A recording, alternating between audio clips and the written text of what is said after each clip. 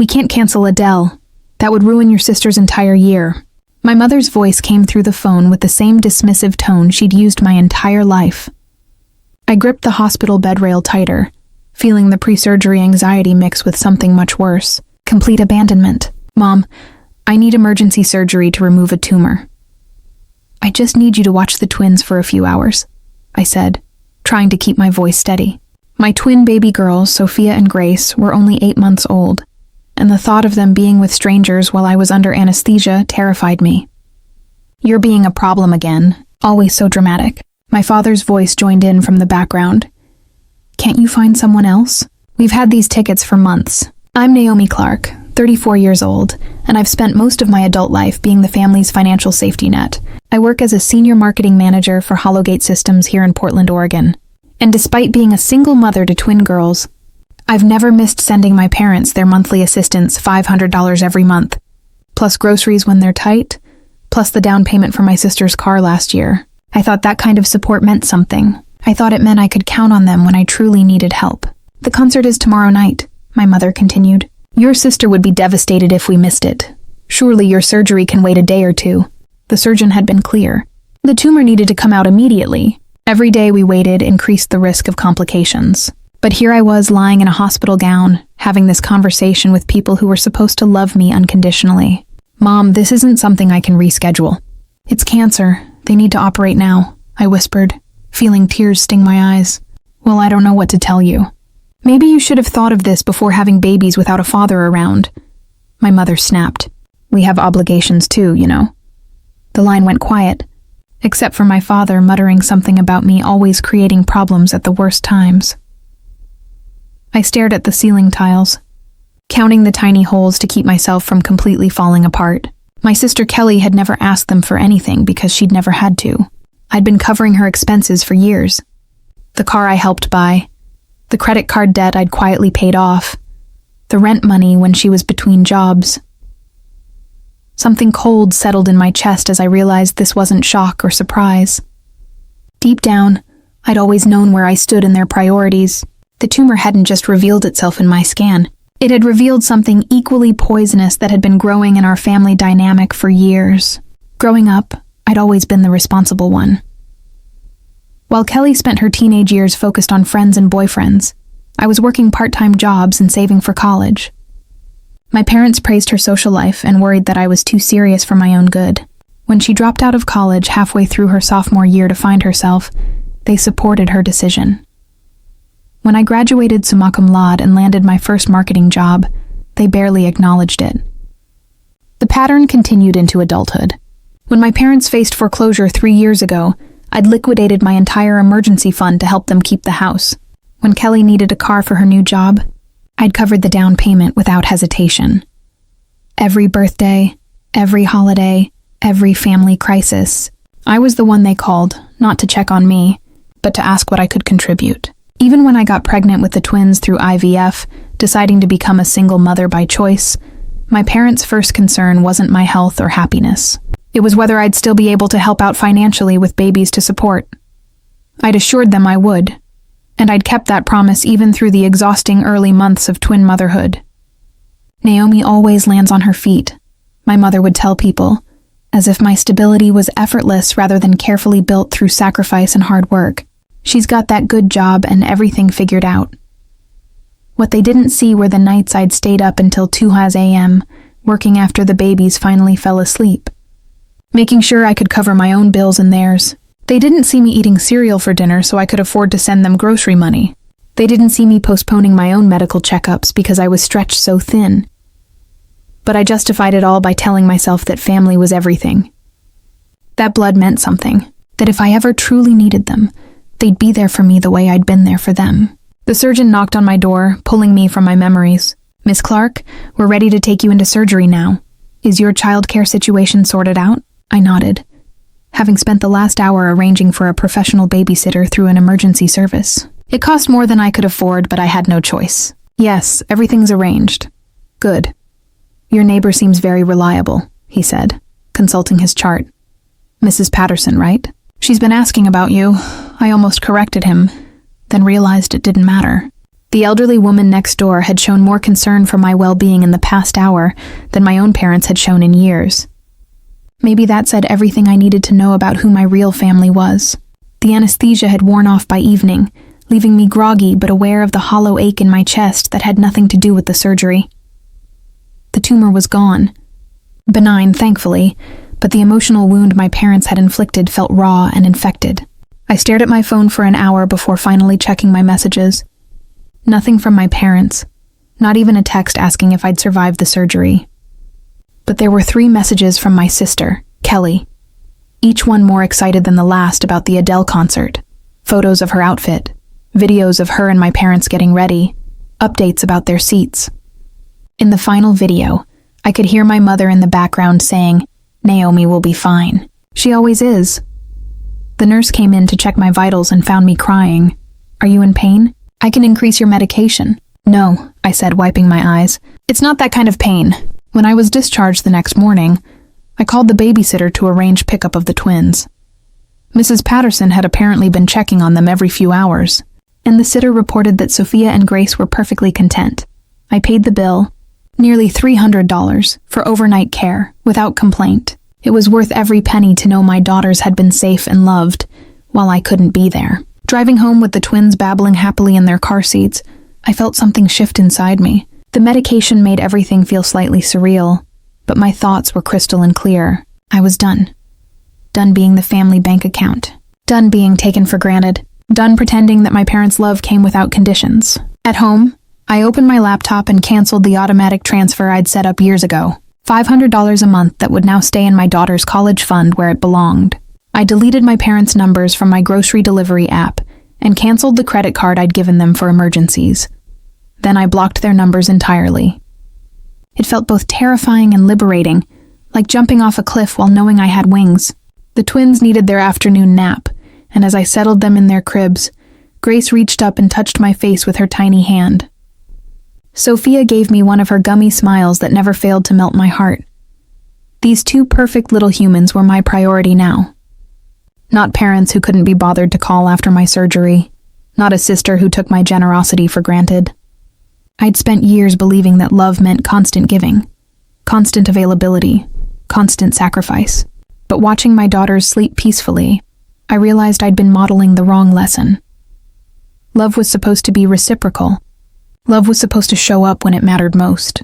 My phone buzzed with a text from an unknown number, probably my parents trying to reach me from Kelly's phone. I turned the phone face down and went to make myself a proper dinner for the first time in months. 3 days passed in blissful silence. No demanding calls about late bills, no guilt trips about family obligations, no requests for emergency money transfers. I focused entirely on healing and caring for Sophia and Grace, discovering what life felt like when I wasn't constantly worried about everyone else's problems. On Thursday evening, as I was giving the twins their baths, someone pounded on my apartment door with the kind of urgency that suggested an emergency. My heart rate spiked as I quickly wrapped both babies in towels and carried them to the living room. Through the peephole, I saw Kelly standing in the hallway, her face red and tear-streaked. She was alone, which surprised me. Usually when there was family drama, my parents sent her as their messenger while they maintained their dignity in the background. "Naomi, I know you're in there," she called out. "Please, we need to talk. Something terrible has happened." I considered ignoring her, but Sophia started crying at the loud noise, and I didn't want to upset the babies. I cracked the door open, keeping the chain lock engaged. "What do you want, Kelly?" "Can I come in, please? I've been calling and texting for 2 days. Mom and Dad are freaking out because you're not responding." "I'm not available to them anymore," I said calmly. "Or to you, for that matter." Her eyes widened with what appeared to be genuine confusion. "What do you mean, Naomi? This is serious. Dad lost his job yesterday. They're going to lose the house." I felt a flicker of the old panic, the immediate urge to ask how much they needed and how quickly I could transfer it. But I pushed that feeling down and studied my sister's face more carefully. She looked genuinely distressed. But there was something else there. Something that reminded me of the way she used to look when she wanted to borrow my car, or needed me to cover for her with our parents. "That's unfortunate," I said finally. "But it's not my problem. Not your problem, Naomi. You've been helping them for years. They're counting on you. We all are. Were you counting on me when I needed surgery and they chose a concert instead? Kelly's expression shifted, and I could see her trying to formulate an explanation that would make her parents' behavior seem reasonable. That was different. They had those tickets for months and your surgery turned out fine anyway. You're being dramatic about this. The word dramatic hit me like a physical blow. It was the same word my father had used. The same dismissive attitude that had characterized my entire relationship with my family. Even now, even after everything, they couldn't acknowledge that they'd done anything wrong. I had emergency surgery to remove a tumor, and instead of watching my children, they went to a concert, I said slowly. And I'm the one being dramatic. You know, Mom has anxiety about medical stuff, and they really did have those tickets. Stop. I held up my hand. Just stop. I don't want to hear explanations or excuses. I'm done subsidizing people who can't be bothered to show up when I need them. Kelly's mask finally slipped completely. You can't just abandon your family because of one misunderstanding. What kind of person does that? Mom and Dad are scared, Naomi. They don't know what they're going to do without your help. They should have thought of that before treating me like a bank account instead of a daughter. I started to close the door, but Kelly pushed against it. Wait, what if Dad apologizes? What if they both apologize? Would you consider helping then? The desperation in her voice was almost pathetic. But what struck me most was the transactional nature of her proposal. Not that they were sorry for hurting me, but that they might be willing to say sorry if it meant the money would start flowing again. This isn't about apologies, I said, stepping back from the door. This is about finally seeing who you all really are. Kelly's face crumpled. We're your family, Naomi. We love you. You know that, right? No, I said quietly. You love what I provide. There's a difference. I could see her trying to process this, her mind working to find the right words to change my mind. But instead of reflecting on the truth of what I'd said, she shifted into attack mode. You're being selfish, she said, her voice rising. You make good money, you don't have a husband to support, and you've always been fine taking care of everyone. Why are you changing the rules now? The casual cruelty of her words, the implication that being a single mother made my financial struggles less valid, that my success meant I owed them something, crystallized everything I'd been feeling. This wasn't a misunderstanding or a communication issue. This was who they were and who they'd always been. I'm changing the rules because I finally realized I've been playing a rigged game, I said, and I'm done losing. I closed the door and turned the deadbolt, ignoring Kelly's continued knocking and pleading. Grace had started crying again, disturbed by the loud voices, and I focused on comforting her while Sophia babbled contentedly in my arms. After about 10 minutes, the knocking stopped, and I heard Kelly's car start in the parking lot. I felt strangely hollow, like I just performed surgery on myself and removed something that had been poisoning me for years. My phone rang immediately, a number I didn't recognize. I let it go to voicemail and played the message back while preparing the twins' dinner. Naomi, this is your mother. Her voice was strained, more formal than usual. Kelly told us about your conversation. We need to discuss this situation like adults. Please call me back immediately. The tone was all wrong. No acknowledgement of my surgery, no concern for my well-being, just irritation that I wasn't falling in line. I deleted the message and blocked that number too. Over the next few days, they tried everything. Calls from different numbers, emails to my work account, even a card in the mail from my father with a formal, stilted apology that read like it had been written by committee. But nothing addressed the fundamental issue.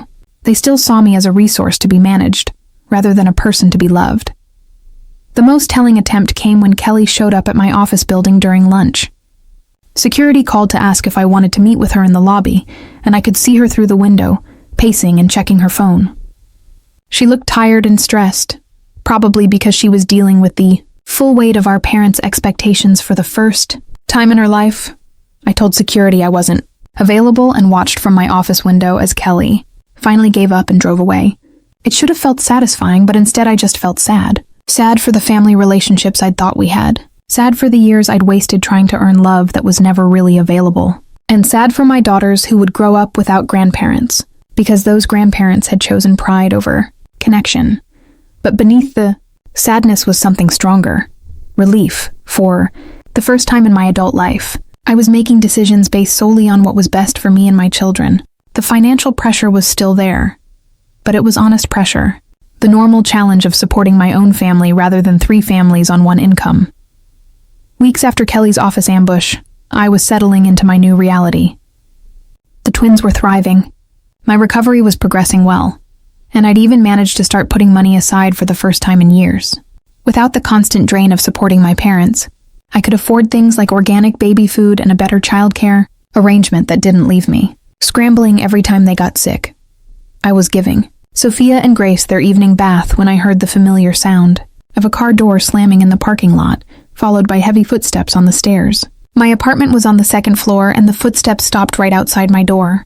The knock was different this time. Not Kelly's desperate pounding, but a slow, deliberate rap that somehow managed to convey authority and entitlement. I dried my hands on a towel and looked through the peephole. My father stood in the hallway wearing his best jacket and holding his hat in his hands like a character from an old movie.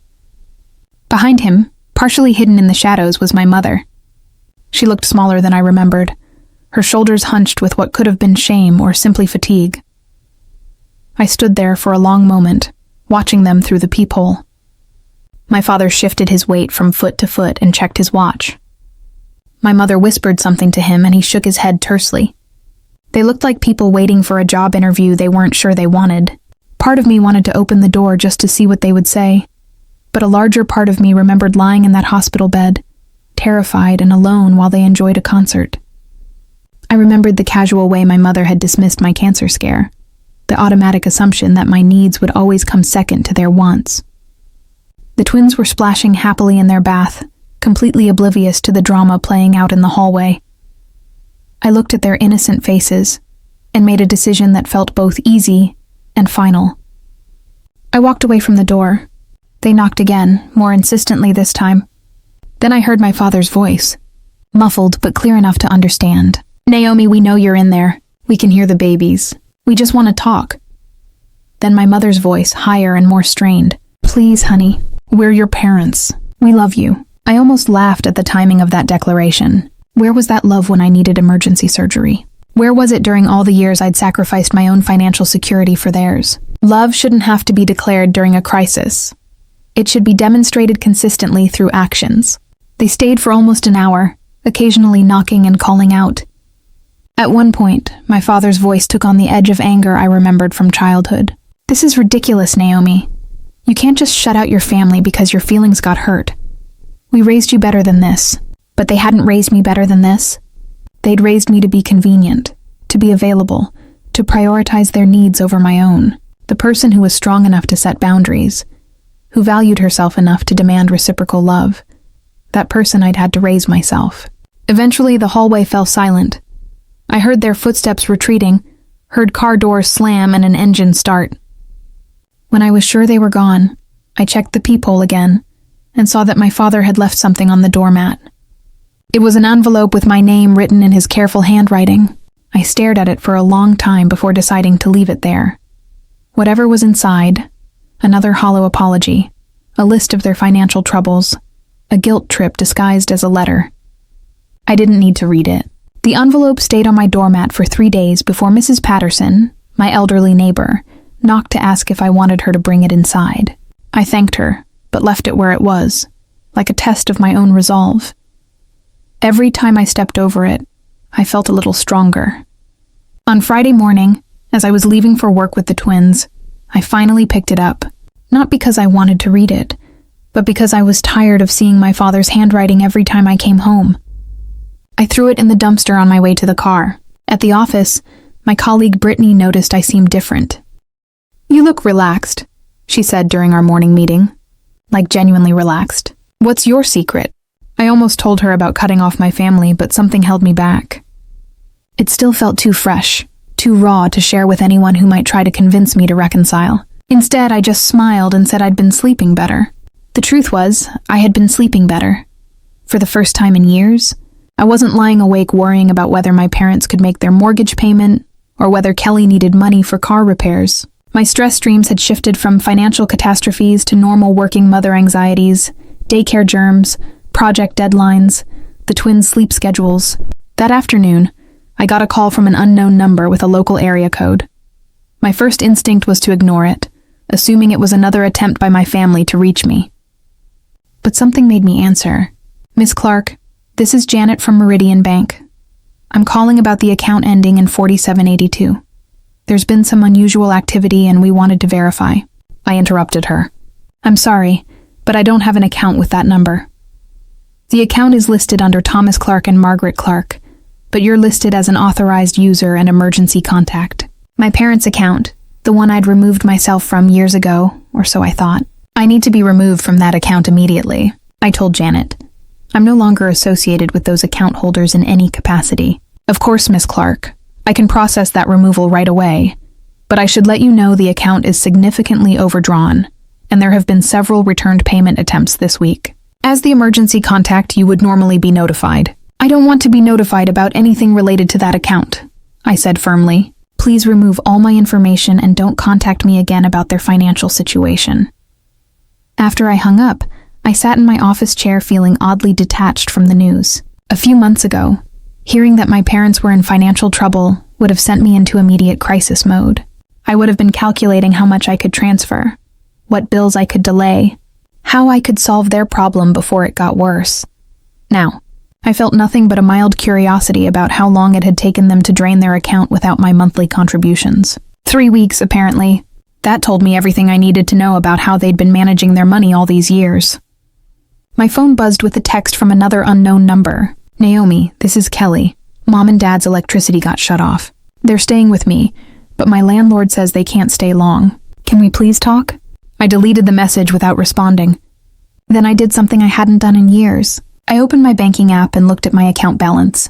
For the first time since the twins were born, I had a substantial emergency fund. Money that was mine, earmarked for my daughter's future instead of my parents' poor financial decisions. I smiled and put my phone away. The cycle was finally broken and it felt like freedom.